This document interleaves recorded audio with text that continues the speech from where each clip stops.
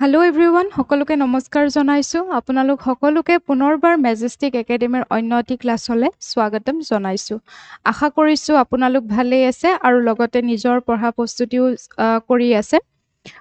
আমি আজি এটা খুব ধুনীয়া টপিকৰ ওপৰত ক্লাছ কৰিম, প্ৰিএম্বলৰ ওপৰত, প্ৰস্তাৱনা। তাৰমানে আমাৰ প্ৰস্তাৱনা, আমি যেতিয়া কনষ্টিটিউশ্যনৰ কথা পঢ়োঁ বা সংবিধানৰ কথা পঢ়োঁ, তাৰ আগতে আমি এটা পাওঁ প্ৰিএম্বল বুলি বা প্ৰস্তাৱনা। অকল আমি সংবিধান বুলিয়ে নহয়, যিকোনো ল কোৱা হয় যে প্ৰিএম্বলটো এটা ষ্টেটমেণ্ট হয়, ঠিক আছে, ইণ্ট্ৰডাক্টৰী ষ্টেটমেণ্ট হয় যিকোনো এখন ল বা কনষ্টিটিউশ্যনৰ। গতিকে আমি এই সংবিধানৰ যিটো প্ৰস্তাৱনা, আমাৰ ভাৰতীয় সংবিধানৰ প্ৰস্তাৱনাটো কি হয় বা ইয়াক ক'ৰ পৰা আচলতে, কি ধাৰণাৰ পৰা আচলতে উদ্ভৱ কৰা হৈছে বা ক'ৰ পৰা ইয়াক অনা হৈছে, ইয়াৰ শিপাটো কি হয়, অথবা ইয়াৰ জন্ম কেনেকুৱাকৈ হৈছে বা ক'ৰ পৰা এই আইডিয়াটো বৰো কৰা হৈছে, তাৰপিছত ইয়াক আমি ই সংবিধানৰ অংশ হয় নেকি নে নহয়, সংবিধানৰ অংশ হয় নে নহয়, তাৰপিছতে ই সংবিধানৰ যদি অংশ হয় তেতিয়াহ'লে ইয়াক এমেণ্ড কৰিব পাৰি, যদি নহয় ইয়াকতো এমেণ্ড কৰিব নোৱাৰি। তো এমেণ্ড কৰিব পাৰি নে নোৱাৰি, সংবিধানৰ পাৰ্ট হয় নে নহয়, এই গোটেইখিনি বস্তু আজি আমি এই ক্লাছটোত বুজিবলৈ চেষ্টা কৰিম। আশা কৰিম আপোনালোকে ধুনীয়াকৈ বুজি পাব, ভালকৈ মন দি শুনিব। তাৰ আগত আমাৰ যিহেতু এটা টেলিগ্ৰাম চেনেল আছে মেজেষ্টিক একাডেমীৰ, এই টেলিগ্ৰাম চেনেলটোত আপোনালোকে জইন হৈ থ'ব স্কেন কৰি পেলাই, কাৰণ আমাৰ ইয়াতে কুইজবিলাক দিয়া হয়। আপোনালোকৰ যিবোৰ এক্সাম আহি থাকে, নিজৰ প্ৰগ্ৰেছটো টেষ্ট কৰিবৰ কাৰণে আপোনালোকে ইয়াত জইন হৈ থ'ব, তাতে কুইজবিলাক আপোনালোকে দিব। তাৰ লগতে আমাৰ যিখিনি ডেইলি কাৰেণ্ট এফেয়াৰ্ছ থাকে, সেই কাৰেণ্ট এফেয়াৰ্ছখিনিও তাত দিয়া হয়। সদায় কাৰেণ্ট এফেয়াৰ্ছ সদায় তাতে আপলোড কৰা হয় আমাৰ টেলিগ্ৰাম চেনেলটোত। গতিকে আপোনালোকে দেৰি নকৰি পেলাই ইয়াতে জইন হ'ব। আৰু আমাৰ যিবোৰ ক্লাছৰ PDF হয়, সেই PDFবিলাক আপোনালোকে এতিয়া আপোনালোকে ক্লাছটো যি চাই আছে, তাতে ডেছক্ৰিপশ্যন বক্সত আপোনালোকে এটা হোৱাটছআপ গ্ৰুপৰ লিংক পাব। তাত গৈ পেলাই সেই গ্ৰুপটোত আপোনালোকে জইন হ'ব, তাতে গোটেই PDFবিলাক ক্লাছৰ তাতে আপোনালোকে পাই যাব। আৰু এখন ফৰ্মৰ লিংক দিয়া থাকিব, সেই ফৰ্মখন আপোনালোকে ফিল আপ কৰি থৈ দিব, ঠিক আছে। গতিকে আমি বেছি দেৰি নকৰোঁ, ক্লাছটো আমি ষ্টাৰ্ট কৰোঁ। চ' আমাৰ প্ৰথমতে আমি প্ৰিএম্বলৰ, যিহেতু মই যিখিনি আপোনালোকক কণ্টেণ্ট কৈ দিলোঁ যে প্ৰিএম্বল কি হয় বা আমাৰ কি আজিৰ ক্লাছটোত পঢ়িবলৈ গৈ আছোঁ, তাৰে প্ৰথমটো হৈছে হোৱাট ইজ প্ৰিএম্বল, অৰ্থাৎ প্ৰস্তাৱনা কি হয়।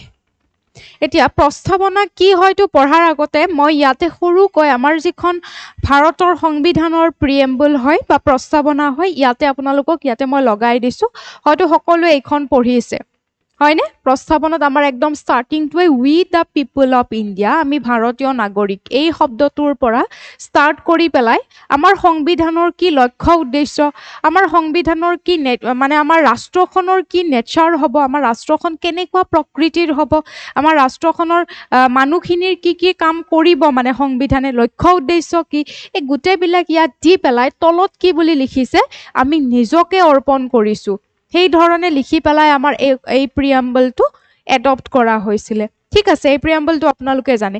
এতিয়া আমাৰ যিটো কুৱেশ্যন আহিছে যে হোৱাট ইজ প্ৰিএম্বল, প্ৰস্তাৱনা কি হয়, তাৰ আগত আমি এই যিটো প্ৰিএম্বল, আপোনালোকে নিশ্চয়কৈ আমি যেতিয়া কিবা এটা বস্তুৰ ডেফিনেশ্যন পঢ়োঁ বা সংজ্ঞা পঢ়োঁ, তাৰ আগত আমি এটা বস্তু পঢ়োঁ, হয়নে, যে এই ৱৰ্ডটো ক'ৰ পৰা আহিছে, কোনটো ভাষাৰ পৰা বা কোনটো শব্দৰ পৰা ই আহিছে বা উদ্ভৱ হৈছে। তো ঠিক তেনেকুৱাকৈ আমি যদি চাওঁ প্ৰিএম্বল, এই যিটো প্ৰিএম্বল শব্দ বা প্ৰিএম্বল বা প্ৰস্তাৱনা যিটো শব্দ হয়, ইংৰাজী প্ৰতিশব্দ প্ৰিএম্বল। চ' এই প্ৰিএম্বলটো আহিছিলে কিহৰ, লেটিন ৱৰ্ড প্ৰিএম্বলাছৰ পৰা আহিছিলে। কি ক'লোঁ, লেটিন ৱৰ্ড প্ৰিএম্বলাছৰ পৰা এই প্ৰিএম্বল শব্দটো আহিছে। তাৰ মানে মিনিংটো কি হয়, লিটাৰেল মিনিংটো যদি চাওঁ, মেইন অৰ্থ যদি চাওঁ, টু ৱাক এহেড, তাৰমানে আগলৈ আগবাঢ়ি যোৱা, তাৰমানে এইটো বস্তু এইটোৱেই বুজাব বিচাৰিছে, টু ৱাক এহেড, তাৰমানে এটা পৰিচয়মূলক, আমি আগলৈকে আমি যিখিনি পঢ়িম, আমাৰ আগলৈকে যিখিনি বস্তু আমি পঢ়িম, সেই বস্তুটো এই পৰিচয়মূলক যিটো বক্তব্য থাকিব, ইয়াতে গোটেইখিনি বস্তু আমি বুজি পাম।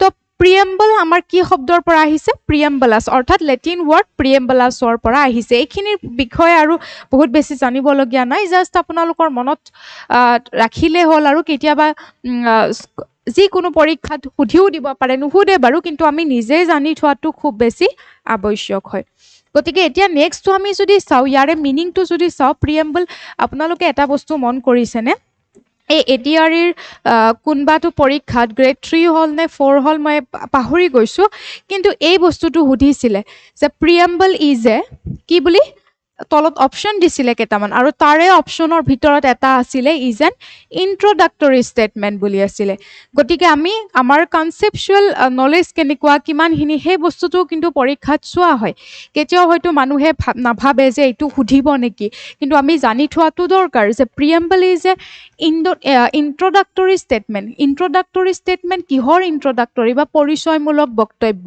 কিহৰ হয় যিকোনো এখন ডকুমেণ্টৰ তাৰমানে লিগেল ডকুমেণ্ট বা ল সেই লখনত কি ক'বলৈ বিচাৰিছে বা সেই লখনৰ লক্ষ্য উদ্দেশ্য কি হয় কি ধৰণে কাম কৰিব বা ৱৰ্ক কৰিব এই গোটেই বস্তুখিনি আচলতে প্ৰিএম্বলত চুটিকৈ লিখা থাকে এতিয়া বুকৰ যে আমি প্ৰিফেজবিলাক দেখা পাওঁ কিতাপৰ তাৰমানে সাৰাংশটো দি দিয়ে ওপৰত যে এইখিনি বস্তু আমাৰ কিতাপখনত দিয়া আছে বা এইটো লক্ষ্য উদ্দেশ্যৰে লিখা হৈছে বা এইখিনি ফুলফিল কৰা হ'ব দিয়া থাকেনে যিকোনো বুকৰ হয়নে গতিকে ইয়াক এই প্ৰিএম্বলটোক বহুত ধৰণে মন্তব্য দিছিলে এনে পাল্কিৱালাই কৈছিলে এন আইডেণ্টিটি কাৰ্ড বুলি কৈছিলে এখন পৰিচয় পত্ৰ বুলি কোৱা হৈছিলে এনেকুৱা বিভিন্নজনে বিভিন্ন ধৰণে মত প্ৰকাশ কৰিছিলে প্ৰিএম্বলক ঠিক আছে তো প্ৰিএম্বলটো তেনেকুৱা যে যেনেকৈ আই কাৰ্ড মই যদি তোমালোকক কওঁ এখন আই কাৰ্ড যেতিয়া আমি গলত ওলমাই লওঁ যিকোনো ৱৰ্ক প্লেচতে লাগে অথবা আপোনালোকে যদি চাই ক্লাছৰুমত ষ্টুডেণ্টৰ তো আই কাৰ্ডখন দেখিলে আমি যিকোনো আই কাৰ্ডৰে কথা কৈছোঁ দেই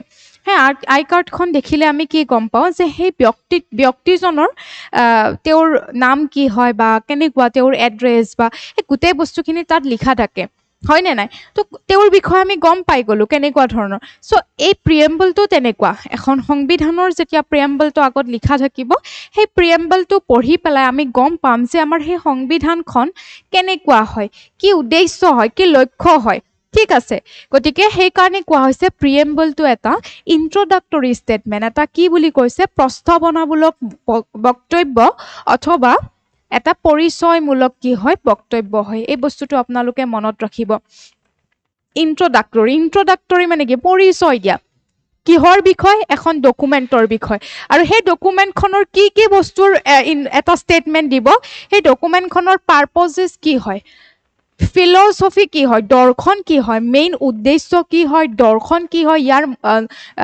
ভেলিউ কি হয় ঠিক আছে মূল্যবোধ কি হয় বা ইয়াৰ ইউজেছ কি হয় ইয়াৰ ব্যৱহাৰ কি হয় ব্যৱহাৰিতা কি হয় লক্ষ্য উদ্দেশ্য ক'লো প্ৰিন্সিপলছ নীতি এই ডকুমেণ্টখনৰ গোটেইখিনি যিকোনো এখন মই যিটো তোমালোকক এক্সাম্পল দিলোঁ কিতাপ এখনৰ ধৰি লোৱা তাত কি বস্তু লিখা থাকিব সেই গোটেই বস্তুখিনি আমি প্ৰিফেচটো বা একদম প্ৰথম ভাগটো আমি পঢ়িলে আমি গম পাই যাওঁ তেনেকুৱাকৈ আমাৰ সংবিধানৰো এই ডকুমেণ্ট মানে আমাৰ ভাৰতীয় সংবিধানখনৰ কথাই মই তোমালোকক বুজাইছোঁ যে সেইখন ডকুমেণ্টৰ কি কৰা হয় ফিলচফি কি হয় দৰ্শন কি হয় লক্ষ্য উদ্দেশ্য কি হয় মানুহৰ তাত কেনেধৰণে প্ৰভাৱিত কৰিব বা ইয়াৰ কিমানখিনি পাৱাৰফুল এই গোটেই বস্তুখিনি আচলতে ইয়াতে আমি প্ৰিএম্বলটো পঢ়িলে গম পাওঁ সেইকাৰণে প্ৰিএম্বলটোক কোৱা হয় ইজ এন ইন্ট্ৰডাক্টৰী ষ্টেটমেণ্ট ঠিক আছে এটা পৰিচয়মূলক কি হয় বক্তব্য হয় মনত থাকিব লিখিব পাৰিব যেতিয়াই সোধে যে প্ৰিএম্বলটো কি হয় ইজ এন ইন্ট্ৰডাক্টৰী ষ্টেটমেণ্ট ইন্ট্ৰডাক্টৰী ষ্টেটমেণ্ট ঠিক আছে প্ৰস্তাৱনাটো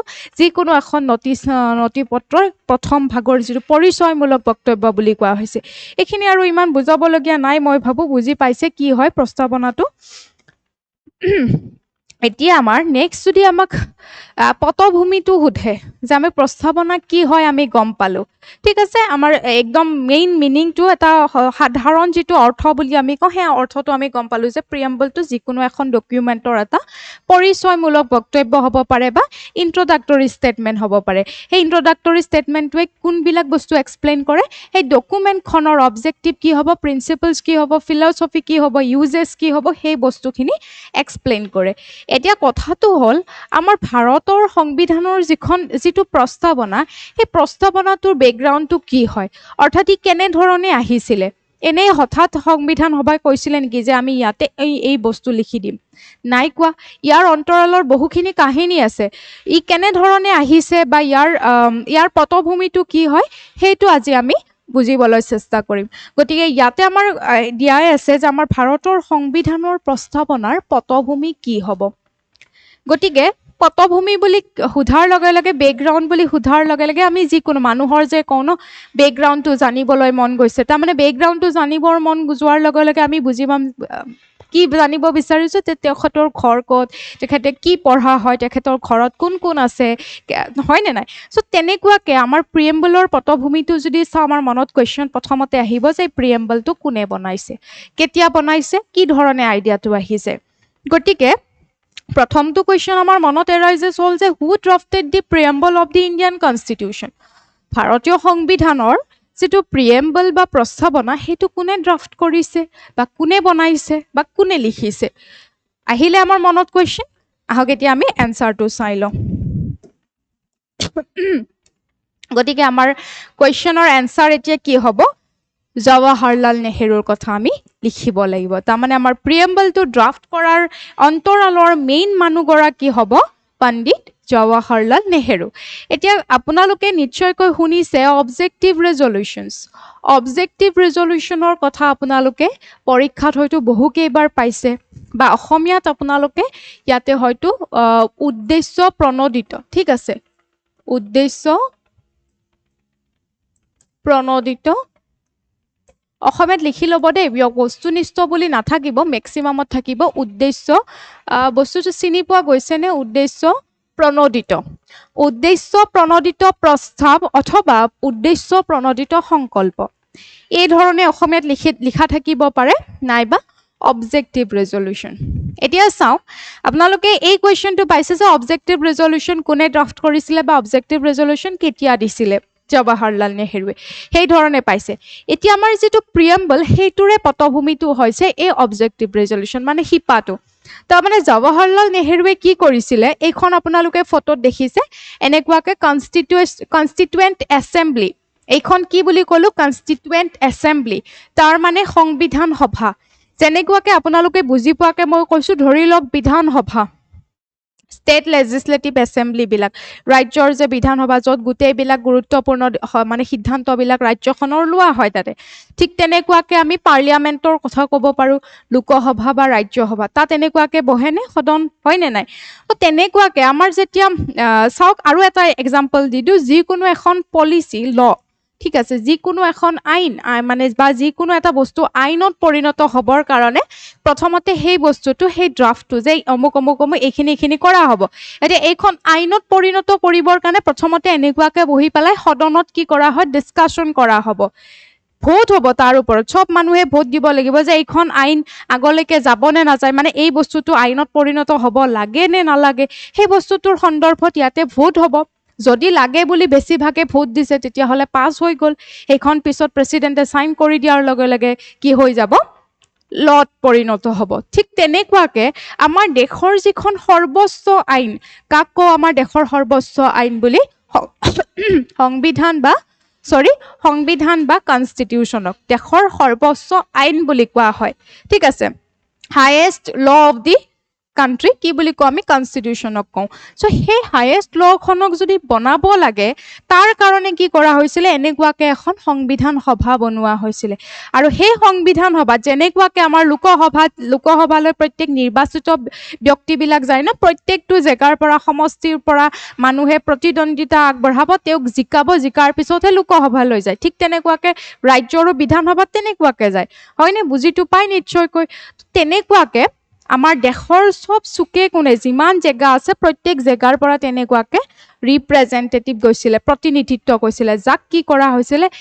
পাৰ্টলি তেওঁৰ কোনোবা ইলেক্টেডো হৈছিলে, নমিনেটেডো হৈছিলে। মেক্সিমাম মানুহ ইলেক্টেড আছিলে, অকল ৰাজকীয় অঞ্চলৰ পৰা যিখিনি তেওঁলোকেহে নমিনেটেড আছিলে, সেইখিনি বাৰু পিছত বুজিবা।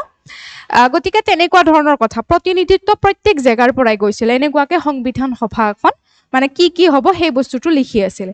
তো তেনেতে জৱাহৰলাল নেহৰুৱে ডিচেম্বৰৰ 13 তাৰিখে 1946 চনৰ কি কৰিছিলে?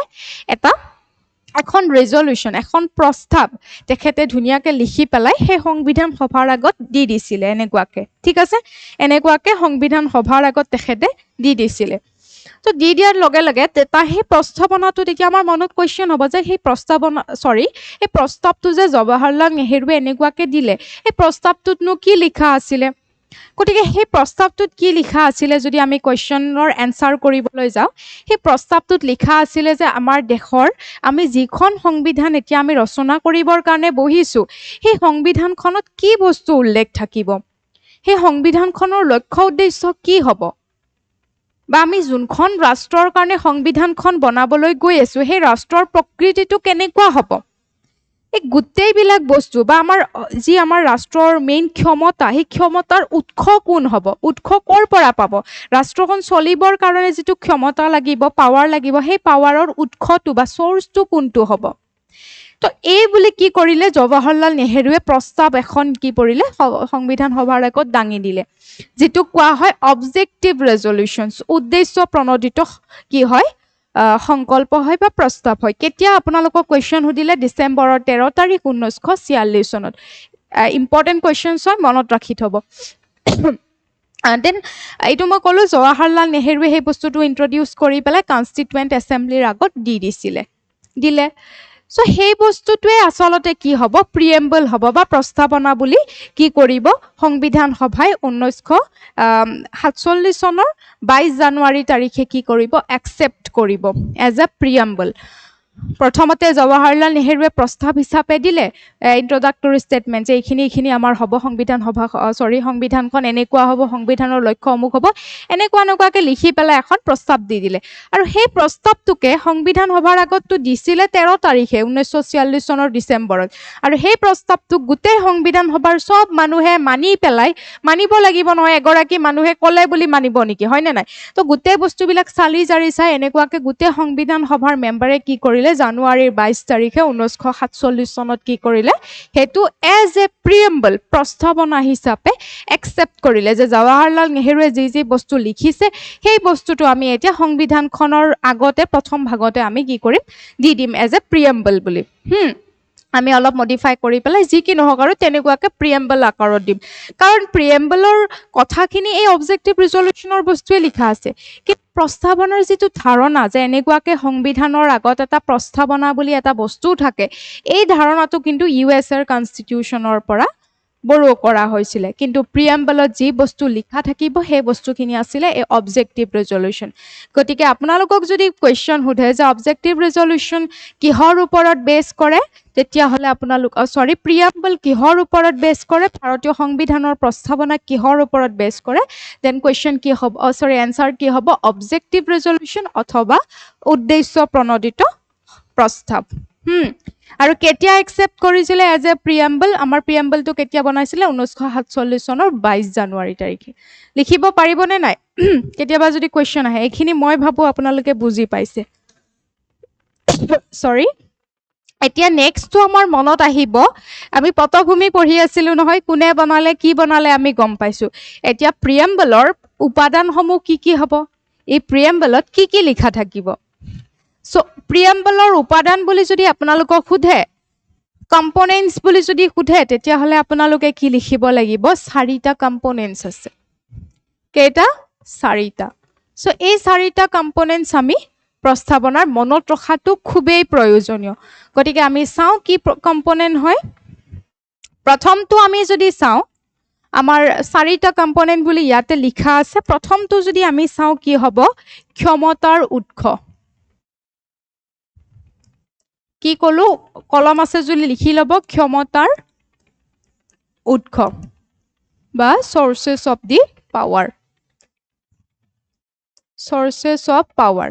ক্ষমতাৰ উৎস কোন হ'ব এতিয়া?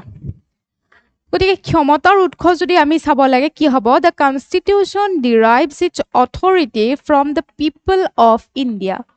সংবিধানে ইয়াৰ কৰ্তৃত্ব ভাৰতৰ জনসাধাৰণৰ পৰা লাভ কৰে। আমাৰ প্ৰিএম্বলৰ একদম প্ৰথম লাইনটো যদি আপোনালোকে পঢ়িছে, কি বুলি আছে, উই দ্য পিপল অফ ইণ্ডিয়া। প্ৰথম লাইনটোৱে ষ্টাৰ্ট কৰিছে যে আমি ভাৰতীয় নাগৰিকে দেশখন অমুক হ'ব তমুক হ'ব এই বুলি লিখি পেলাই লাষ্টত দিছে যে আমি নিজকে অমুকটো ডেটত অৰ্পণ কৰিছোঁ। তাৰ মানে আমিয়ে বনাইছোঁ, হয়নে নাই? আমি মিলি পেলাই, তুমি বা মই নাথাকিলে কি হ'ল, সেইখিনি সময়ত আমাৰ জেগাটোক ৰিপ্ৰেজেণ্ট কৰিবৰ কাৰণে এগৰাকী ব্যক্তি আছিলে, বা তেনেকুৱাকে প্ৰত্যেকটো দেশৰ চুকে কোণে কি গৈছিলে, ব্যক্তিবিলাক গৈছিলে। গতিকে কথাটো তেনেকুৱা ধৰণৰ যে চব জেগাৰ পৰা কি কৰিছিলে, প্ৰতিনিধিত্ব কৰি পেলাই চবেই তোমাৰ বিহাপতো কোনোবাই বনাইছে, মোৰ বিহাপতো কোনোবাই মানে কথাখিনি মাতিছে। চবৰে লক্ষ্য উদ্দেশ্য তাত নিহিত হৈ আছে, চব মানুহৰে ডিমাণ্ডখিনি পূৰণ কৰা হৈছে তাতে, চব মানুহৰে কি কৰিলে ভাল হ'ব সেই বস্তুটো ভাবি পেলাইহে সেই সংবিধানখন বনাইছে। গতিকে মেইন পাৱাৰৰ উৎস কোন হ'ব? মেইন আমাৰ জনসাধাৰণখিনি। চবতকে ওপৰত কোন থাকিব? জনসাধাৰণ। কাৰণ আমি যদি চাওঁ আমাৰ দেশখনত যদি আমি চাওঁ যে ইলেকশ্যন হয়, নিৰ্বাচন হয়, নিৰ্বাচনত আমি কি কৰোঁ? যাক ভাল লাগে আমি কি কৰোঁ? ভোট দিওঁ। তাৰমানে আমি ভাবোঁ যে যোন ডিজাৰ্ভিং কেণ্ডিডেট হয়, যোন ডিজাৰ্ভ কৰে, তেওঁক আমি কি কৰোঁ? ভোট দি কিনে নিৰ্বাচিত কৰোঁ বা জয়যুক্ত কৰোঁ। গতিকে কথাটো তেনেকুৱা, যদি বেয়া লাগিছে বেছিভাগ মানুহে তেওঁক ভোট নিদিব, নেক্সট টাইম তেওঁ হাৰি যাব। চ' আমাৰ দেশখনৰ মেইন যদি আমি ক্ষমতাৰ উৎস চাওঁ, চাৰিওফালৰ পৰা আমাৰ মানুহখিনি, জনসাধাৰণ। গতিকে ক্ষমতাৰ উৎস কোন হ'ব? জনসাধাৰণ। সেইটো প্ৰিএম্বলত প্ৰথমতে লিখা আছে, উই দ্য পিপল অফ ইণ্ডিয়া বুলি। ঠিক আছে, উই দ্য পিপল অফ ইণ্ডিয়া বুলি প্ৰথম ভাগতে লিখা আছে। গতিকে এইটো গম পালোঁ। নেক্সটটো কম্পনেণ্ট হ'ব নেচাৰ, প্ৰকৃতি। ৰাষ্ট্ৰখনৰ প্ৰকৃতি কেনেকুৱা হ'ব? ৰাষ্ট্ৰখনৰ প্ৰকৃতি কেনেকুৱা হ'ব? চ' ৰাষ্ট্ৰখনৰ প্ৰকৃতি কেনেকুৱা হ'ব? এ ছভৰেইন, এখন সাৰ্বভৌম ৰাষ্ট্ৰ হ'ব। লিখা আছেনে নাই প্ৰিএম্বলত? এই শব্দকেইটা আছে নিশ্চয়কৈ। গতিকে এই সাৰ্বভৌম হ'ব, যে আমাৰ মেইন যিখন আমাৰ ভাৰতৰ সংবিধান হ'ব, বা আমাৰ সংবিধানত যি ৰাষ্ট্ৰৰ কথা লিখা আছে, আমাৰ ভাৰতবৰ্ষখন কেনেকুৱা হ'ব? সাৰ্বভৌম হ'ব, ছভৰেইন হ'ব। এবছলিউট পাৱাৰ আমাৰ ভাৰতৰ তাতে থাকিব। কোনো বহিৰাগতই আহি পেলাই আমাৰ ওপৰত হেৰি কৰিব নোৱাৰে, যেনেকৈ প্ৰথমতে ব্ৰিটিছাৰসকলে আহি কলনিয়েল এষ্টাব্লিছ কৰিছিল, সেইবিলাক কৰিব নোৱাৰিব। গতিকে সাৰ্বভৌম হয়। নেক্সটটো আমাৰ হ'ব ছ'চিয়েলিষ্ট, সমাজবাদী ধাৰণা। তাৰপিছত আমি যদি চাওঁ ছেকিউলাৰ, এইটোতো চবেই গম পায়। ছেকিউলাৰ মানে কি হয়? ধৰ্ম নিৰপেক্ষ। ধৰ্ম নিৰপেক্ষ মানে আমাৰ চৰকাৰৰ কোনো ধৰণৰ বা আমাৰ ৰাষ্ট্ৰীয় ধৰ্ম বুলি নাই। আমাৰ ভাৰতৰ যিখিনি ধৰ্ম আছে, যিকেইটা ধৰ্ম আছে, চব ধৰ্মকে ৰাষ্ট্ৰই সমানে সন্মান কৰিব। চ' কোনো এটা ধৰ্মকে পোষকতা নকৰে যে এইটো চৰকাৰী ধৰ্ম, এইটো নেশ্যনেল বোলে ৰিলিজন, সেনেকুৱাকেতো নাই। গতিকে প্ৰত্যেকটো ধৰ্মৰে কি থাকিব? নিজা স্বাধীনতা থাকিব। ধৰ্ম নিৰপেক্ষ হয়, ইয়াতে এটা ধৰ্মক প্ৰায়ৰিটি দিয়া নহ'ব। গতিকে আমাৰ দেশখন কি হ'ব? ছেকিউলাৰ হ'ব। প্ৰকৃতি হ'লনে নাই? দেশখনৰ চৰিত্ৰ এইটো হ'লনে নাই? নেক্সটটো ডেম'ক্ৰেটিক, গণতান্ত্ৰিক। গণ মানে কি? মানুহ। তান্ত্ৰিক মানে কি? ডেম'ছ মানে কি? মানুহ। ক্ৰেটিক মানে কি হয়, বা ক্ৰেটিকা মানে কি হয়? শাসন, ৰুল। গতিকে মানুহৰে শাসন হ'ব। আমাৰ ভাৰতত মানুহৰে শাসন হ'ব। কোনো ৰজা মহাৰজাৰ শাসন নহ'ব, কোনো ৰজাৰ বংশানুক্ৰমিকভাৱে শাসনভাৰটো নল'ব। কি হ'ব? মানুহে কি কৰিব? ৰুল কৰিব। তাৰমানে তুমিও ৰুল কৰিব পাৰিবা। তুমি যদি ডিজাৰ্ভিং হয়, তুমি যদি ভাল কাম কৰি আছা, তুমি বোলে ভাবা যে মই দেশখনক শাসন কৰিম, বোলে তুমিও এদিন হ'ব পাৰিবা প্ৰধানমন্ত্ৰী, ৰাষ্ট্ৰপতি, ৰাইট? তো সেনেকুৱা ধৰণৰ গণতান্ত্ৰিক, চব মানুহৰে ইয়াত ৰাজনৈতিকভাৱে অংশগ্ৰহণ থাকিব, পলিটিকেলি পাৰ্টিচিপেশ্যন থাকিব, প্ৰত্যেক মানুহৰে। আমাৰ ভাৰতবৰ্ষত কোনো মানুহ পলিটিকেলি বোলে পিছ পৰি আছে, তেওঁ ভোট দিয়া নাই, ভোট দিয়াৰো অধিকাৰ আছে। তুমি ইচ্ছা কৰিলে সেইগৰাকী ব্যক্তিক আমি মানে মিলি পেলাই, যিটো মই অলৰেডি ক'লোঁ, বেয়া কৰি আছে তেওঁক আমি গুচাই দিম, হয়নে নাই? বোলে MLA হৈ আছে, তেওঁ বেয়া কৰি আছে, গতিকে নেক্সট ইয়াৰ তেওঁ ভোট নাপাব। ৰিয়েলিটিটো বেলেগ, কিন্তু আমাৰ মেইন যদি আমি উদ্দেশ্যখিনি চাব যাওঁ, আমাৰ গণতান্ত্ৰিক শব্দটো তেনেকুৱা। ৰিয়েলিটিটো বেলেগ হ'লেওতো এনেকুৱাই হয় ন, যে আমাৰ প্ৰত্যেক মানুহৰে ৰাইটছ আছে, অধিকাৰ আছে, আমি ভোট দি পেলাই জিকাও, আমি হৰাবও পাৰোঁ। গতিকে গণতান্ত্ৰিক হয়, মানুহৰ শাসন। নেক্সটটো আমি চাওঁ গণৰাজ্যিক। গণৰাজ্যিক শব্দটোৱে আমাৰ কি বুজায়? গণৰাজ্যিক ব্যৱস্থা, তাৰমানে গণৰাজ্যিক। ৰিপাব্লিক কিয় হয়? আমাৰ দেশৰ মুৰব্বীগৰাকী কি হয়? ইলেক্টেড হয়, নিৰ্বাচিত হয়। দেশৰ মুৰব্বী কোন হয়? প্ৰেচিডেণ্ট হয়, ৰাষ্ট্ৰপতি হয়। হ'ব, সেইটো বাৰু পিছত মই আৰু বুজাই আছোঁ। দেন আমাৰ অবজেক্টিভ কি হ'ব? অবজেক্টিভছ কি হ'ব? অবজেক্টিভ মানে উদ্দেশ্য।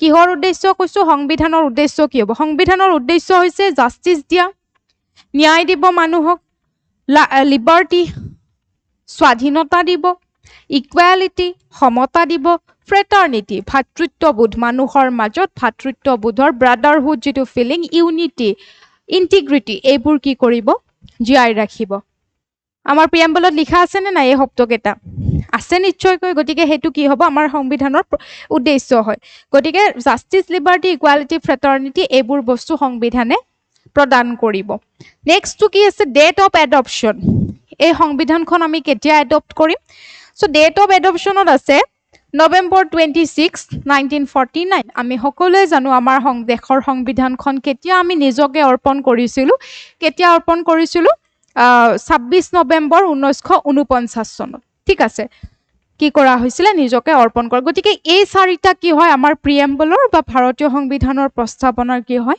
কম্পোনেন্টস হয় বা উপাদান হয় লিখিব পাৰিব কেতিয়াবা সুধি দিব পাৰে দেই কিন্তু কি বস্তু নাই বা আছে হেনেকুৱা ধৰণে সুধি দিব পাৰে এই বস্তু কেইটা মনত ৰাখিব এক ক্ষমতাৰ উৎস বা sources of the power nature of the state objective of the constitution then আমাৰ ডেট অফ এডপশন এই গোটেই কেইটা বস্তু আপোনালোকে মনত ৰাখি থব মই ভাবো বুজি পাইছে এই মাত্ৰ যে আমি কেইটামান ওয়াৰ্ড পঢ়িছিলো সভৰেইন ডেমক্ৰেটিক ৰিপাব্লিক সোশিয়ালিষ্ট সো তাৰে কিছুমান আমি কে ওয়াৰ্ড আমি পঢ়ি থৈ দিও অলৰেডি মই বুজালোৱে যে আমাৰ দেশখন সাৰ্বভৌম হয় সভৰেইন হয় গতিকে এই সভৰেইনৰ অৰ্থ কি হয় সো আপোনালোকক যদি কোৱেশ্চন উঠে যে India is a sovereign why India is a sovereign because এনেকে দি পেলাই অপশন দিব কেইটামান যে আমাৰ ভাৰতবৰ্ষখন সাৰ্বভৌম ৰাষ্ট্ৰ হয় কাৰণ বুলি দি পেলাই তলত অপশন দিব কাৰণ কিয় কোৱা হয় সাৰ্বভৌম বুলি কাৰণ আমাৰ কোনো ৰাষ্ট্ৰৰ ওপৰত নিৰ্ভৰশীল নহয় দেশখন এবসলিউট পাৱাৰটো আমাৰ ভাৰতবৰ্ষৰ তাতে আছে সংবিধান হয় না নাই এবসলিউট পাৱাৰ ক্ষমতা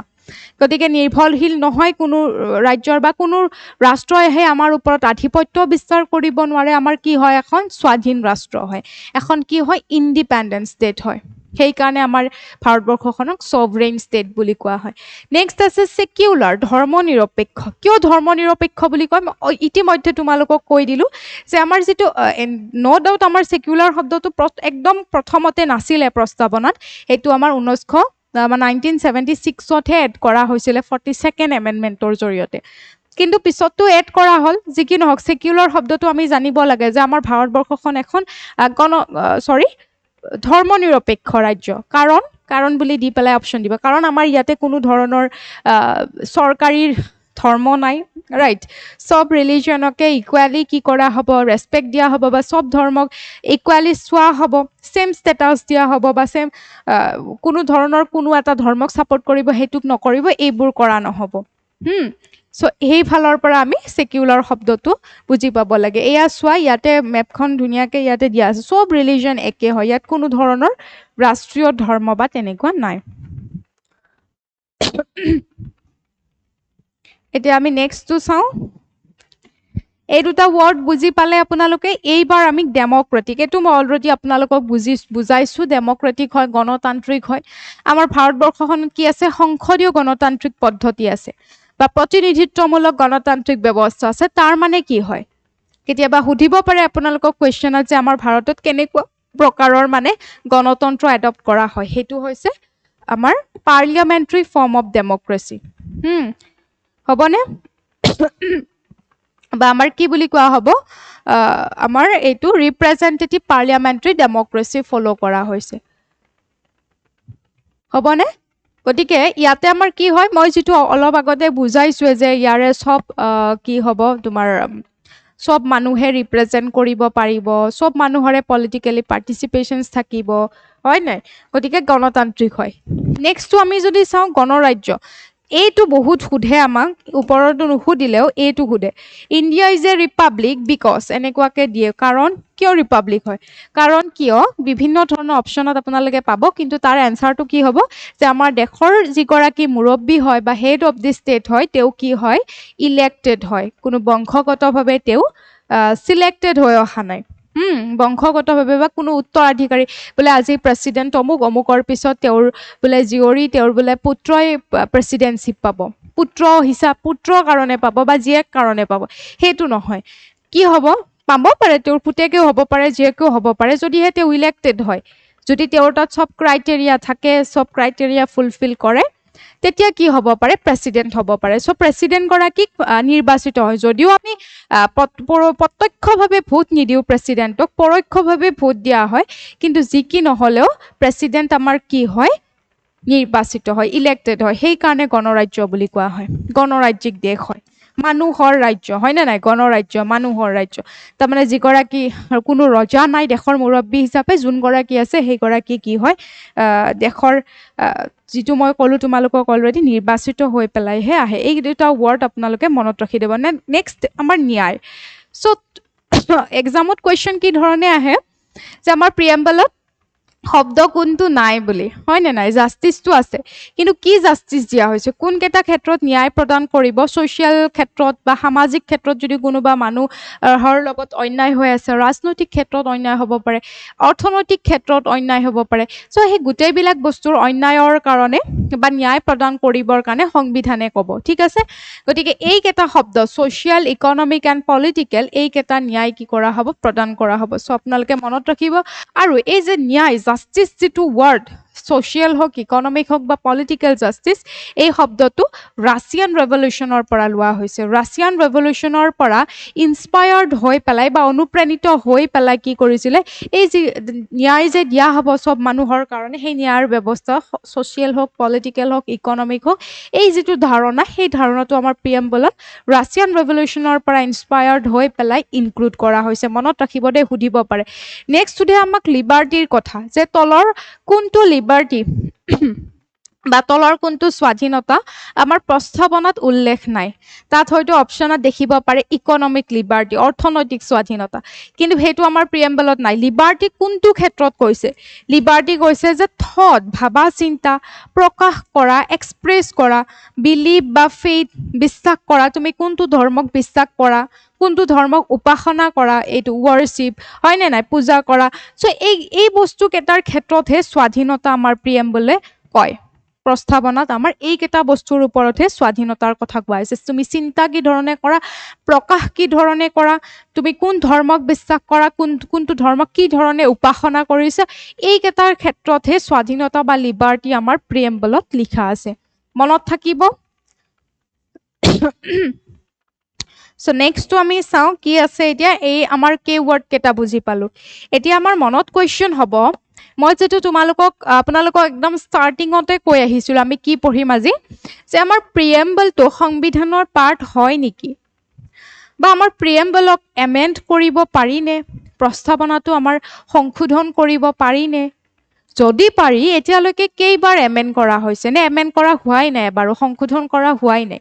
গতিকে আমি এইকেইটা কুৱেশ্যনৰ আমি এতিয়া এনচাৰ চাম। কুৱেশ্যন কেইটা দেখিছে যে কেন প্ৰিএম্বল বি এমেণ্ডেড, প্ৰিএম্বলক এমেণ্ড কৰিব পাৰিনে বা সংশোধন কৰিব পাৰিনে, is preamble a part of the constitution of India, যে প্ৰস্তাৱনাটো আমাৰ ভাৰতীয় সংবিধানৰ পাৰ্ট হয়নে, অংশ হয়নে। চ' সংশোধন মানে কি হয়? সংশোধন মানে কেতিয়াবা তুমি কিবা এটা বস্তু, মই একদম ইজি ভাষাত, মই সহজ ভাষাত বস্তুটো বুজাবলৈ চেষ্টা কৰিছোঁ। হয়তো ইয়াৰে কিছুমানে হয়তো এমেণ্ড মানে কি বা সংশোধন মানে কি চাই থকাৰ, মই জানো, বিশ্বাস আছে চবেই জানে, কিন্তু হয়তো কোনোবা এগৰাকী বুজি নাপাব পাৰে। সেইকাৰণে মই কৈ দিছোঁ যে যিটো এমেণ্ড কৰা যিটো শব্দ আমি কওঁ বা সংশোধন কৰা বুলি, ধৰি লোৱা তোমালোকৰ ঘৰত একদম সহজ এটা উদাহৰণ দিছোঁ, ঘৰত তোমালোকৰ কিবা এখন ফাৰ্নিচাৰ বেয়া হৈছে বা সেই সময়টোত তোমালোকক নালাগে, তেতিয়া সেই ফাৰ্নিচাৰখন তুমি বা বেয়া হৈ গৈছে, প্ৰয়োজন নাই এতিয়া এইটো সময়ত, তুমি সেইখন গুচাই দিছা। বোলে তোমাৰ ঘৰৰ প্ৰয়োজন অনুসৰি বোলে এটা টিভিৰ প্ৰয়োজন হৈছে এইখিনি সময়ত। চ' সেইটো বস্তু এড কৰা যিটো, সেইটোক আমি কি বুলি ক'ম? কিবা এটা বস্তু তুমি এড কৰিছা, নাইবা তুমি ঘৰৰ পৰিৱেশটো চাই পেলাই ভাবিছা যে এতিয়া আমাৰ এইটো জেগাৰ পৰা সেইটো জেগাত বস্তুটো নিম, সেইটো জেগাৰ পৰা এইটোত নিওঁ, তেতিয়াহে ভাল লাগিব। তো এই যে সাল সলনি কৰা, চেঞ্জ কৰা, বা কিবা এটা বস্তু আঁতৰাই দিয়া, বা কিবা এটা বস্তু নতুনকৈ এড কৰা বা সংযোজন কৰা, এই গোটেই প্ৰক্ৰিয়াটোক কি বুলি কোৱা হয়?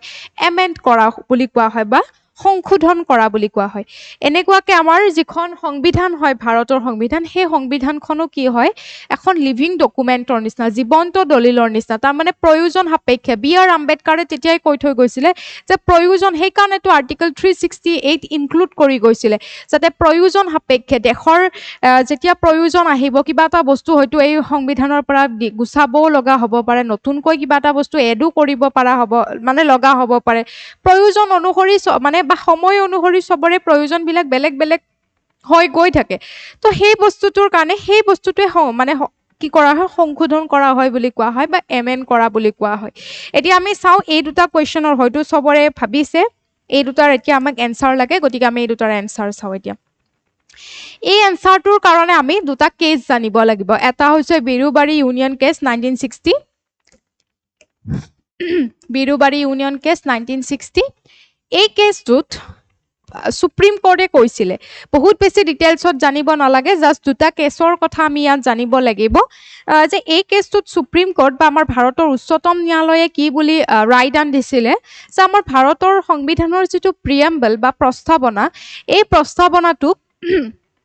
প্ৰস্তাৱনাটো কি হয় জাস্ট এপাত চাবি কাঠিৰ নিচিনা নাইবা কেনেকুৱাকে মানে আমাৰ যিখিনি সংবিধান প্ৰণেতাসকল আছিলে সেই সংবিধান প্ৰণেতাসকলৰ মনক প্ৰতিফলিত কৰে বুলি কৈছে ঠিক আছে আমাৰ সংবিধানৰ যিখিনি কনষ্টিটুৱেণ্ট মেকাৰসকল যিখিনি আছিলে বা আমাৰ সংবিধান ৰচনা কৰাৰ যিখিনি ব্যক্তি আছিলে মানে কনষ্টিটুৱেণ্ট এছেম্বলিৰ যিখিনি মানুহ আছিলে সেই মানুহখিনিৰ মনক প্ৰতিফলিত কৰে বুলি কৈছে প্ৰিএম্বলে তাৰমানে তেওঁলোকৰ মনত কি আছিলে তেওঁলোকে কি বস্তুবিলাক লিখি থৈ গৈছিলে সেই বস্তুখিনিহে প্ৰিএম্বলটো পঢ়িলে আমি বুজি পাওঁ বা ৰিফ্লেক্ট কৰে বুলি কৈছে সেই বস্তুখিনি আমি দেখা পাওঁ বা আমি পঢ়ি পেলাই বুজি পাওঁ প্ৰস্তাৱনাটো জাষ্ট সেইটোৱে আৰু বেলেগ একো নহয় গতিকে প্ৰস্তাৱনাটো সংবিধানৰ কি নহয় বুলি কৈছে পাৰ্ট নহয় সেইকাৰণে it cannot be regarded as a part of the constitution গতিকে আমি সংবিধানৰ পাৰ্ট বুলি আমি ইয়াক কনচিডাৰ কৰিব নোৱাৰো সেই বুলি ক'লে যদি সংবিধানৰ পাৰ্ট নহয়ে তেতিয়াহ'লে ই এমেণ্ডো কৰিব নোৱাৰি সংশোধনো কৰিব নোৱাৰি আমাৰ আৰ্টিকল 368ত কিহৰ কথা কৈছে যে এনি পাৰ্ট যি সংবিধানৰ যিকোনো পাৰ্টহে সংশোধন কৰিব পাৰি যদিহে সংবিধানৰ পাৰ্ট হয় যদি ই সংবিধানৰ পাৰ্ট নহয়ে তেতিয়াহ'লে ইয়াক এমেণ্ডো কৰিব নোৱাৰি সংশোধনো কৰিব নোৱাৰি গতিকে এই প্ৰথম কেছটোত সেই ধৰণে কি কৰিছিলে সুপ্ৰিম কোৰ্টে ৰায়দান দিছিলে হবনে গতিকে সেই কেছটোত এই ধৰণে ৰায়দান দিছিলে এই অংশও নহয় আৰু ইয়াক এমেণ্ডো কৰিব নোৱাৰি কিন্তু কেশৱানন্দ ভাৰতী কেছ যেটো এটা বিখ্যাত এটা কেছ আছিলে আমাৰ যুগান্তকাৰী এটা গোচৰ আছিলে বুলি কোৱা হয় 1973 13 গৰাকী জাজৰ বেঞ্চ আছিলে এইটো হব সবতকে দীঘলীয়া আছিলে হেতু সময়ত সো 1973 এটো কেছৰ বহুকেটা ৰায়দান আছিলে আমি পিছৰ ক্লাছত সেই ৰায়দানসমূহ পঢ়িম যে মৌলিক অধিকাৰৰ ওপৰত ৰায়দান দিছিলে সংবিধানৰ কোনটো পাৰ্ট এমেণ্ড কৰিব পাৰি নে সব পাৰ্ট এমেণ্ড কৰিব পাৰি নে পাৰ্লিয়ামেন্টৰ তাত আনলিমিটেড পাৱাৰ আছে এই গোটেইবিলাক ক্ষেত্ৰত মানে আচলতে কেশৱানন্দ ভাৰতী কেছত বহুখিনি ৰায়দান দিয়া হৈছিল কিন্তু তাৰে ভিতৰত আমি এটা ৰায়দান এই ক্ষেত্ৰত পঢ়িব লাগিব কাৰণ আমাৰ কোৱেশ্চনটো হৈছে যে প্ৰিএম্বল এমেণ্ড কৰিব পাৰি নে আৰু প্ৰিএম্বল ভাৰতীয় সংবিধানৰ অংশ হয় নে নহয় সো সেই কোৱেশ্চনটোৰ এনসাৰত এই কেশৱানন্দ ভাৰতী কেছত 1973 যিবোৰ ৰায়দান দিছিলে তাৰ ভিতৰত এটা ৰায়দান আছিলে যে আমাৰ প্ৰিএম্বলটো কনষ্টিটিউশ্যনৰ পাৰ্টে হয় কাৰণ আমাৰ সংবিধানত যিবোৰ প্ৰভিজন আমি এড কৰিছো এনালাইসিস কৰি পেলাই বেলেগৰ পৰা বড়ো কৰি পেলাই তাৰ পিছত এনালাইসিস কৰি পেলাই সেই প্ৰভিজন বিলাক আমি কি কৰিছো সংবিধানত এড কৰিছো গতিকে আমাৰ প্ৰিএম্বল যেটো প্ৰস্তাৱনা হয় সেই প্ৰস্তাৱনাটো আমি এনালাইসিস কৰি পেলাই বাকি যিবোৰ প্ৰভিজন এড কৰিছো মানে সংবিধানত সন্নিবিষ্ট কৰিছো ঠিক তেনেকুৱাকে আমাৰ প্ৰিএম্বলটো সেইখিনি বস্তু ফলো কৰি পেলাই এড কৰা হৈছে গতিকে ই কেনে ধৰণে আমাৰ প্ৰস্তাৱনা বা আমাৰ ভাৰতীয় সংবিধানৰ পাৰ্ট নহব অংশ নহব হব তেনেকুৱাকে সুপ্ৰিম কোৰ্টে কি দিছিলে ৰায়দান দিছিলে যে প্ৰিএম্বলটো সংবিধানৰ পাৰ্ট হয় যদিহে সংবিধানৰ পাৰ্ট হয় তেতিয়াহ'লে প্ৰিএম্বলক এমেণ্ডো কৰিব পাৰি আণ্ডাৰ আৰ্টিকল 368 আৰু এই কেশৱানন্দ ভাৰতী কেছত এটা বস্তু উল্লেখ কৰিছিলে যে আণ্ডাৰ আৰ্টিকল 368 প্ৰিএম্বলকো এমেণ্ড কৰিব পাৰি আৰু কৈছিলে যে যিকোনো সংবিধানৰ যিকোনো পাৰ্টে এমেণ্ড কৰিব পাৰিব কিন্তু বেসিক ষ্ট্ৰাকচাৰ বা আমাৰ মূল গাঁথনিটো ভাৰতীয় সংবিধানৰ মূল গাঁথনি কিন্তু চেঞ্জ কৰিব নোৱাৰে মূল গাঁথনি যেটো চেঞ্জ কৰিলে ভাৰতবৰ্ষৰ বোলে অস্তিত্বই নাইকিয়া হৈ যায় তেনেকুৱা ধৰণৰ বস্তু কিন্তু চেঞ্জ কৰিব নোৱাৰে যদি মই আপোনালোকক কওঁ ফৰ এক্সাম্পল ডেমক্ৰেসি শব্দটো গুছাই দিলে কিবা অস্তিত্ব থাকিব নাথাকে ডেমক্ৰেসি বা বোলে আমাৰ জীৱনৰ যেটো অধিকাৰ মৌলিক অধিকাৰ দি দিছিলে বোলে জীৱনৰ অধিকাৰটোৱে কাটি লৈ লও পেলাই দিও সমতাৰ অধিকাৰ ইনইকুৱালিটি আহি গল বোলে হেতু হ'ব জানো সমতাৰ অধিকাৰটো বোলে গুছাই দিও হ'ব নেকি নহব তো তেনেকুৱা ধৰণৰ সংবিধানৰ যিবোৰ মূল গাঁথনি মূল ফিচাৰ্স আছে বৈশিষ্ট্য আছে বা বেসিক ষ্ট্ৰাকচাৰ আছে গাঁথনি আছে সেইখিনি কিন্তু চেঞ্জ কৰিব নোৱাৰিব বাকি চেঞ্জ কৰিব পাৰিব তো তেনেকুৱাকে দিলে গতিকে প্ৰিএম্বলটো এমেন্ড কৰিব পাৰিব বেসিক ষ্ট্ৰাকচাৰখিনি নকৰি পেলাই বাকি এমেন্ড কৰিব পাৰে বা নতুন বস্তু কেতিয়াবা এডো কৰিব পাৰিব সেই বুলি ৰাইট আনিলে গতিকে আমি কেশৱানন্দ ভাৰতী কেছত এটা বস্তুৱে গম পালো যে প্ৰিএম্বল পাৰ্ট 2 হয় আৰু কি হয় পাৰ্ট 2 হয় আৰু এমেন্ডো কৰিব পাৰি এতিয়া আমাৰ মনত কোৱেশ্চন হয় যদি ৰাইট আনটো দিলে 1973 এতিয়া আমাৰ কি হয় 2025 তো সংবিধানৰ প্ৰস্তাৱনাক এমেন্ড কৰা হৈছে নে প্ৰিএম্বলটোক সংশোধন কৰা হৈছে নে নাই যদি হৈছে কেইবাৰ হৈছে কেতিয়া হৈছে গতিকে এই কোৱেশ্চনটোৰ আমি এনসাৰ চাও Does preamble of the Indian Constitution ever be amended? Yes. Answer will be yes. Hoise. Amar সংবিধানৰ প্ৰস্তাৱনাটো amend hoise. But for once. এবাৰৰ কাৰণে এমেন্ড কৰা হৈছে কেতিয়া ইন্দিৰা গান্ধীৰ যেতিয়া চৰকাৰ আছিল ইন্দিৰা গান্ধীৰ চৰকাৰ থকাৰ সময়ত আমাৰ ভাৰতৰ মানে ইন্দিৰা গান্ধী যেতিয়া আমাৰ ইমাৰ্জেন্সি ডিক্লেয়াৰ কৰিলে দেন 1976 ত কি কৰিছিল তেখেতৰ চৰকাৰ থাকুতে আমাৰ ভাৰতৰ সংবিধানৰ প্ৰিএম্বলটো এমেন্ড কৰা হৈছিল প্ৰথম অৱস্থাত আমাৰ প্ৰিএম্বলটো এনেকুৱা আছিল সভৰেন ডেমক্ৰেটিক ৰিপাব্লিক বুলি আছিল যিখন বি.আৰ. আম্বেদকাৰে ড্ৰাফট কৰি গৈছিল কিন্তু ইন্দিৰা গান্ধীৰ সময়ত যেতিয়া এমেন্ড কৰা হল তাত এই সভৰেনৰ পিছত আমাৰ নতুন শব্দ হুমাই দিলে sovereign then socialist then secular then democratic republic এইখিনি থাকিল তাৰ পিছত ইয়াতে এটা শব্দ ইনক্লুড কৰিলে unity and integrity of the nation ইয়াতে এটা শব্দ এড কৰিলে কেতিয়াবা আমাক সুধিব পাৰে যে সভৰেনৰ পিছত কোনটো শব্দ আছে বা আমাৰ যেটো সেকুলাৰ শব্দটো বা যেটো আমাৰ সেকুলাৰ আৰু সোশ্যালিস্ট এই শব্দটো কোন দুটা শব্দৰ মাজত আছে যদি সেকুলাৰ হোধে আমি গম পালো যদি সোশ্যালিস্ট হোধে তেতিয়া সভৰেন আৰু সেকুলাৰৰ মাজত সোশ্যালিস্টটো আছে আৰু যদি আমাৰ হোধে যে সেকুলাৰ কোনটোত আছে তেতিয়া সোশ্যালিস্ট আৰু ডেমক্ৰেসিৰ মাজত আমাৰ সেকুলাৰটো আছে গতিকে এই বস্তুখিনি আপোনালোকে চাই থব আৰু ইন্টিগ্ৰিটিটো কোড আছে এইখিনিত আছে unity and integrity of the nation অখণ্ডতা তো এই শব্দকেইটা আমাৰ এড কৰা হৈছিল আমাৰ প্ৰিএম্বলটো এবাৰৰ কাৰণে সংশোধন কৰা হৈছে এতিয়ালৈকে আৰু কোনখন সংবিধান সংশোধনীৰ জৰিয়তে 42তম বা 42nd কনস্টিটিউশনাল এমেন্ডমেন্টৰ জৰিয়তে 1976ত আমাৰ প্ৰিএম্বলক এমেন্ড বা সংশোধন কৰা হৈছিল আৰু সংশোধন কৰি পেলাই আমাৰ কোন কেটা শব্দ মই অলৰেডি কলো তিনটা শব্দ কি কৰা হৈছিল এড কৰা হৈছিল যোন তিনটা শব্দ অখণ্ডতা বা ইন্টিগ্ৰিটি সোশ্যালিস্ট সমাজবাদী আৰু সেকুলাৰ ধৰ্মনিৰপেক্ষ এই কেটা শব্দ দেন আপোনালোকৰ কাৰণে এটা কোৱেশ্চন থাকিল মডেল কোৱেশ্চন অসমীয়াটো দি দিছো পিডিএফটো পালে আপোনালোকে গমে পাব নেক্সট স্লাইডত অসমীয়াটো আছে যে India is A dash as stated in the preamble of the Indian Constitution. So আমাৰ ইন্ডিয়া কি বুলি ডেসক্ৰাইব কৰা হৈছে আমাৰ প্ৰিএম্বলত সভৰেন সোশ্যালিস্ট সেকুলাৰ ডেমক্ৰেটিক ৰিপাব্লিক না সভৰেন সেকুলাৰ সোশ্যালিস্ট ডেমক্ৰেটিক ৰিপাব্লিক আমি এটা শব্দও ইফাল হিফাল কৰিব নোৱাৰিম তাৰমানে প্ৰিএম্বলত যি ধৰণে লিখা আছে সেইটো আমি ইয়াতে শুদ্ধ দিব লাগিব গতিকে আপোনালোকৰ কাৰণে মই অসমীয়াটো দিছো কোৱেশ্চনটোৰ এনসাৰ কমেন্ট বক্সত ধুনিয়াকে জনাব অসমীয়াটো দি দিছো কোৱেশ্চনটো কি হ'ব পাৰে আৰু প্ৰিএম্বলটো ইয়াত দি দিছো এতিয়াটো এনসাৰটো উলাবৰ কাৰণে ইজিয়ে হ'ব ৰাইট তো আমাৰ গুটেইখিনি বস্তু আজি আমি পঢ়িলো এনসাৰটো কমেন্ট বক্সত জনাব গুটেইবিলাকে কোৱেশ্চনটোৰ আৰু আমাৰ যেটো টেলিগ্ৰাম চেনেল ইয়াতে আপোনালোকে জয়েন হ'বলৈ নাপাহৰিব ঠিক আছে সো আজিলে ইমানতে এৰু যদি আপোনালোকে ক্লাসটো বুজি পাইছে তেতিয়া হলে জনাব ঠিক আছে আৰু যদি কিবা কনফিউজন থাকে বুজিও নাই পোৱা তেতিয়া হলেও জনাবলৈ নাপাহৰিব গতিকে সকলোকে ধন্যবাদ জনাইছো ধুনিয়া ক্লাসটো কৰাৰ বাবে পুনৰ ক্লাসত আপোনালোক সকলোকে লগ পাম তেতিয়ালৈকে ভালে থাকিব সুস্থ থাকিব বাই বাই